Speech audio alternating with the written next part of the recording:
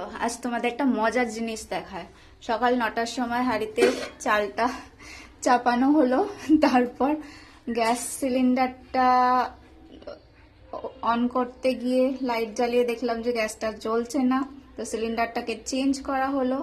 Change করার পর যেটা করা হলো, সিলিন্ডারের রেগুলেটর তো লাগলো, বাট গ্যাস বেরোচ্ছে না, রেগুলেটরের নবটা না নিচে ঘুরছে না। তো সকাল ওয়েট করলাম, যে গ্যাস ডেলিভারি করে তাকে ফোন করা হলো, বললো যে 10টার সময় অফিস খুলবে, ফোন করো। 10টা থেকে 10টা 15 রিং করেই যাচ্ছি, যাও ফোন তুললো, কমপ্লেন নিল, বললো ঠিক আছে আসবে, সার্ভিস দেবে।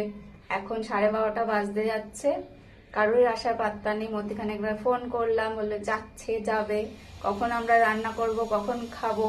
ছোট ছোট পুচকুগুলোর মাছ সেদ্ধ হয়নি, ওরা খিদের জন্য বসে আছে। কি সার্ভিস দিচ্ছে কে জানে।